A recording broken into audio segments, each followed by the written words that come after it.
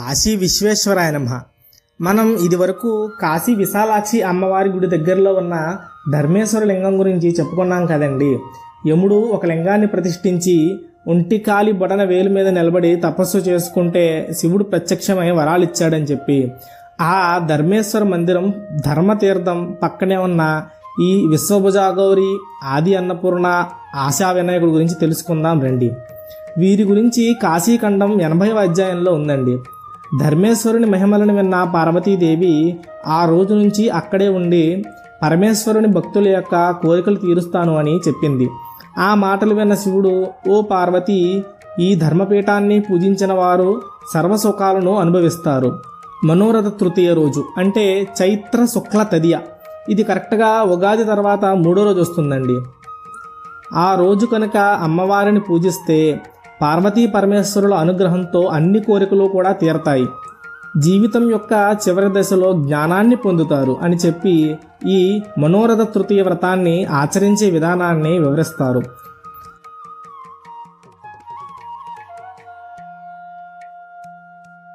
పూర్వము సచీదేవి గొప్ప తపస్సు చేసినా కూడా ఆమె కోరికలేవీ తీరలేదు.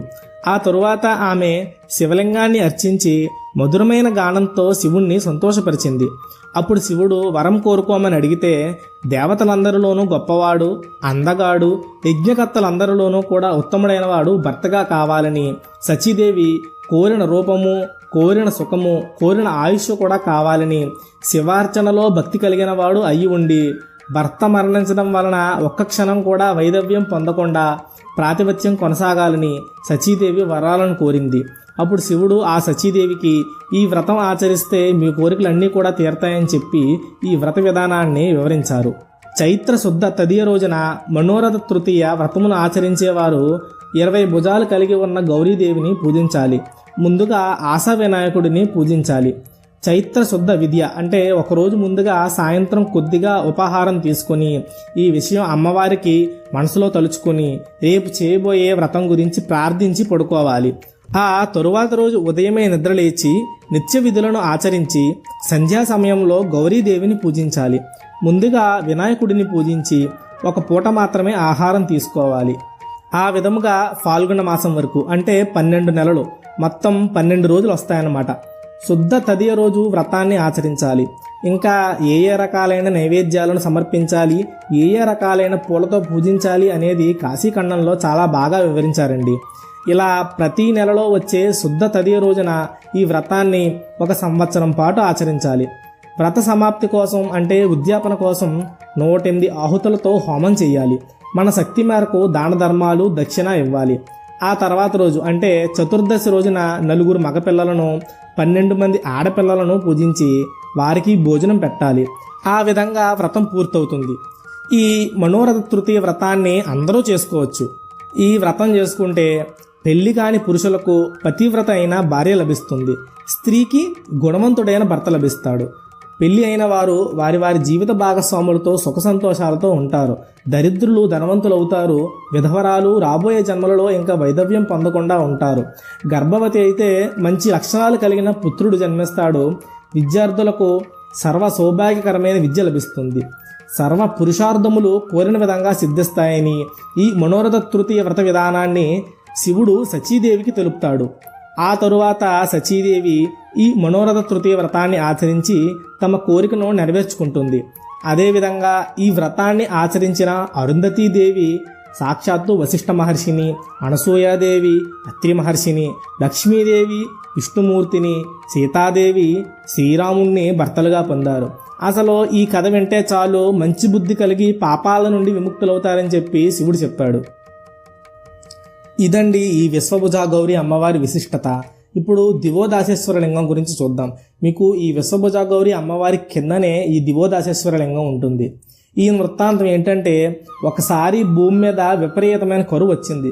అప్పుడు బ్రహ్మగారు ఒక సత్పురుషుడిని రాజుగా చేసి కష్టాలు తీర్చాలనుకుంటారు. అంతే, ఇంకా బ్రహ్మగారు అలా వెతుకుతూ ఉంటే రిపుంజయుడు అనే ఒక సత్పురుషుడు దొరుకుతాడు. అతను అప్పటికే చాలా యాగాలు, హోమాలు చేసి చాలా శక్తిని కలిగి ఉన్నాడు. బ్రహ్మగారు రిపుంజయుడి దగ్గరికి వెళ్ళి భూమి భారాన్ని తీసుకోమని చెప్పి కోరితే రిపుంజయుడు ఒప్పుకుంటాడు. కానీ ఒక షరతు పెడతాడు. అదేంటంటే, అతను భూమి మీద పరిపాలన చేస్తున్నప్పుడు భూలోకంలో దేవతలు ఎవ్వరూ ఉండకూడదని. బ్రహ్మగారు చేసేదేం లేక ఆ విషయాన్ని ఒప్పుకోనట్టుగా ఇంకా ఆ విషయాన్నంతా భూలోకంలో ఉన్న దేవతలకు, నాగులకు, యక్షులకు ఇలా అందరికీ తెలియజేస్తాడు. ఆ ప్రకారం దేవతలు మందర పర్వతానికి, నాగులు నాగలోకానికి వెళ్ళిపోతారు. పూర్వం మందర పర్వతం శివుడి దగ్గర వరం పొందింది. దేవతలందరూ కూడా మందర పర్వతం మీద ఉండాలని చెప్పి ఆ కోరిక ప్రకారం దేవతలందరూ కూడా ఆ పర్వతం మీదకి వెళ్ళిపోతారు. ఆ రిపుంజయుడు దివోదాసుగా మారి కాశీని రాజధానిగా చేసుకుని 80,000 సంవత్సరాలు భూమిని ధర్మబద్ధంగా పరిపాలన చేశారు. ఈలోపు దేవతలందరూ కలిసి అగ్నిని ఆపేసిన, వర్షాలను నిలిపేసిన, తన తపశ్శక్తితో అన్నిటినీ కూడా తిరిగి సృష్టించుకున్నారు. ఇక శివయ్యకు తనకెంతో ఇష్టమైన కాశీని వదిలి ఉండడంతో బెంగ పెట్టుకుని ఎలాగైనా సరే తిరిగి కాశీకి వెళ్ళాలని చెప్పి 64 యోగిని గణాలు అంటే 64 యోగినులను భూమి మీదకి పంపించి దివోదాసు రాజ్యంలో ప్రజలను అధర్మం వైపు మళ్ళేలా చూడమని చెప్పి చెప్తాడు.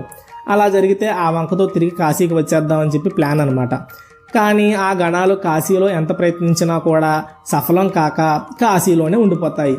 శివుడు ఈసారి సూర్యుని పంపుతారు. ప్రజల్ని ప్రేరేపించి అధర్మ మార్గంలో నడిపేలా చెయ్యాలి, కానీ ఎవరిని దూషించడం కానీ ఇబ్బంది పెట్టడం కానీ చెయ్యవద్దని. అలా సూర్యుడు కాశీకి వచ్చి రకరకాల వేషాలు వేసుకుని రకరకాల రూపాల్లో ఉండి తిరుగుతాడు. కానీ ఆయనకి ఎక్కడా అధర్మం కనపడదు. ఇంక మళ్ళీ తిరిగి వెనక్కి వెళ్తే శివుడు కోప్పడతాడని చెప్పి దానికన్నా కాశీ చాలా బాగుంది, కాశీలోనే ఉండిపోతానని చెప్పి కాశీలోనే 12 చోట్ల 12 ఆదిత్య రూపాలుగా మారి ఉండిపోతారు. ఈ 12 ఆదిత్యుల చరిత్ర మరియు వారి దర్శనం ఎలా చేసుకోవాలో మనం ఇదివరకే చెప్పుకున్నాం. ఎవరైనా చూడకపోతే వీడియో ఎండగాట్లో పెడతాను, చూడండి. ఇక ఈసారి బ్రహ్మగారిని పంపుతారు శివుడు. ఈయన వృద్ధ బ్రాహ్మణ వేషంలో దివోదాసుని కలిసి అశ్వమేధ యాగం చేయడానికి ఏర్పాట్లు చేయమంటాడు. దివోదాసు దేవతలను అయితే వెళ్ళిపోమ్మన్నారు, కానీ యజ్ఞాలు తదితరాలు మామూలుగానే పూజించారు. ఒక్క అశ్వమేధ యాగం చేయాలంటే చాలా ధనం కావాలి. అలాంటిది బ్రహ్మగారు 10 అశ్వమేధ యాగాలు నిర్వహించారు. ఆ ప్రదేశమే ప్రస్తుతం మనం చూస్తున్న 10 అశ్వమేధ ఘాట్. ఇక్కడే సాయంత్రం గంగాదేవికి హారతి ఇస్తారనమాట. ఇక బ్రహ్మగారి వల్ల కూడా కాలేదు. ఇంక ఈసారి శివగణాలను పంపిస్తాడు శివుడు. వారు కాశీకి వచ్చి కైలాసం కన్నా కాశీ చాలా బాగుంది అనుకుని ఇక్కడే ఉండి అలా వేరువేరు చోట్ల కాశీలో శివలింగాలను ప్రతిష్ఠించుకున్నారు. ఈసారి శివుడు వినాయకుడిని పంపుతారు. ఈయనే డుంఠి వినాయకుడు.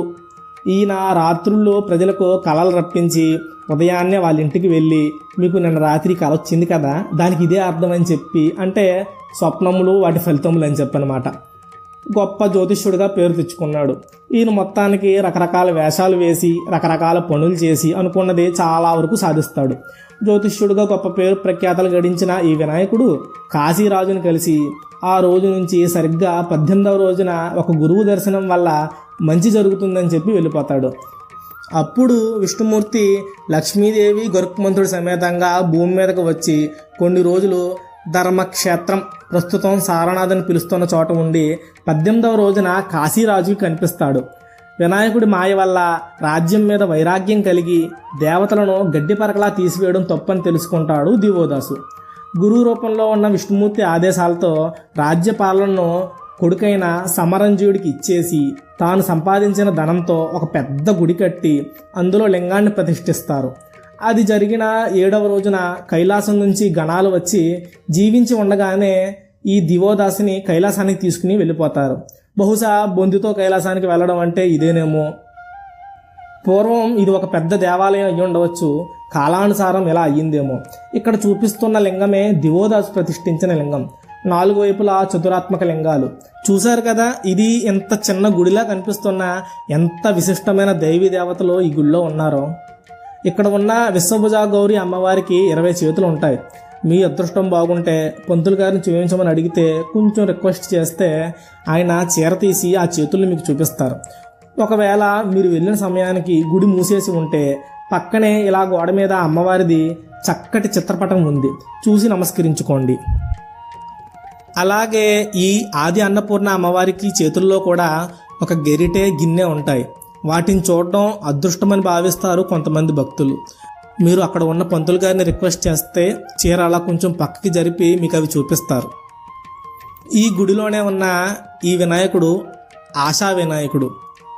అయితే మనకి 56 వినాయకులు, చెప్పని వినాయక యాత్ర అంటారు కదా, 56 శక్తివంతమైన వినాయకుల్లో ఆశా వినాయకుడు ఈయనే అని అంటారు కొంతమంది ఈ గుడికి దగ్గరలోనే ఉన్న బడే హనుమాన్ ఆలయంలో ఉన్న ఈ చిత్రంలో చూపిస్తున్నటువంటి ఆశా వినాయకుడు అంటారు కొంతమంది. ఇక ఈ దివోదాసేశ్వర లింగాన్ని పూజించిన వారికి పాపాలన్నీ పోయి ప్రతి పనిలోనూ విజయం చేకూరుతుందని చెప్పి కాశీఖండంలో చెప్పారండి. ఈ దివోదాసుకు ముక్తి కలగడం, దివోదాసేశ్వర లింగం గురించి కాశీఖండం 58వ అధ్యాయంలో చెప్పారండి. ఈ గుడి కాశీ విశాలాక్షి అమ్మవారికి చాలా దగ్గరలో ఉంది. మనలో చాలామంది విశాలాక్షి అమ్మవారిని దర్శించుకుని వెళ్ళిపోతారు, కానీ ఇంతటి మహిమాన్వితమైన గుడిని చాలా తక్కువ మంది చూస్తారు. ఇదిగో ఇలా కాశీ విశాలాక్షి అమ్మవారి గుడికి వెళ్తుంటే ఇక్కడ కుడివైపు తిరిగితే విశాలాక్షి అమ్మవారి గుడి వస్తుంది. ఇక్కడ మీకు కనపడేదంతా కూడా విశాలాక్షి అమ్మవారి గుడి.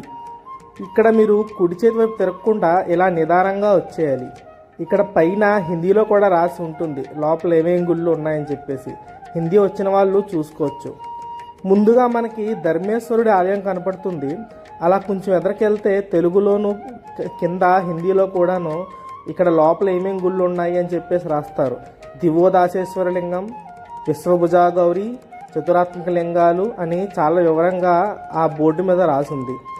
అలా ఈ ధర్మకోపం పక్క నుంచి లోపలికి నడుచుకుంటూ వచ్చేస్తే ఇక్కడ ఉంటుంది మీకు అమ్మవారి గుడి. ఈ ఆలయ పరిసరాల్లోనే ఉన్న మరొక విశేషమైన అమ్మవారు వట సావిత్రి అమ్మవారు. ఈ గుడిలోనే ఉన్న విశ్వభుజ అమ్మవారి లాగానే ఈ వట సావిత్రి అమ్మవారు కూడా స్త్రీలకు సౌభాగ్యాన్ని ప్రసాదిస్తారు. ఈవిడ ఎక్కడున్నారంటే ఈ గుడి పక్క నుంచి ఇలాగ సందు ఉంటుంది, చిన్న సందు కుడివైపున. అలా సందులోకి వెళ్ళి చివరికి వెళ్ళిన తర్వాత మళ్ళీ ఎడంవైపు తిరగాలి. ఇక్కడ మీకు చెట్టు కింద చిన్న మందిరం కనపడుతుంది. ఇందులో ఉంటారు వట సావిత్రి అమ్మవారు. దక్షిణ భారతదేశంలో తక్కువ, కానీ ఉత్తర భారతదేశంలో చాలామంది స్త్రీలు సౌభాగ్యం కోసం ఈ వట సావిత్రి వ్రతాన్ని ఆచరిస్తారు. తప్పకుండా దర్శించుకోండి. ఇక ఇక్కడే ఉన్న ఈ ధర్మేశ్వర ఆలయం కానీ ఈ ధర్మకోపం గురించి కానీ నేను ఆల్రెడీ ఇంకొక వీడియోలో చెప్పాను. చాలా మహిమాన్వితమైన లింగం ఈ ధర్మేశ్వర లింగం. మీలో ఎవరైనా చూడకపోతే ఈ వీడియో ఎండ్ కార్డులో పెడతాను, చూడండి. ఈ వీడియో చూస్తున్న వారందరికీ కూడా ఈ గుడి యొక్క దర్శన భాగ్యం కలగాలని మనస్ఫూర్తిగా కోరుకుంటూ నమః పార్వతీపతయే హర హర మహాదేవ. స్వస్తి.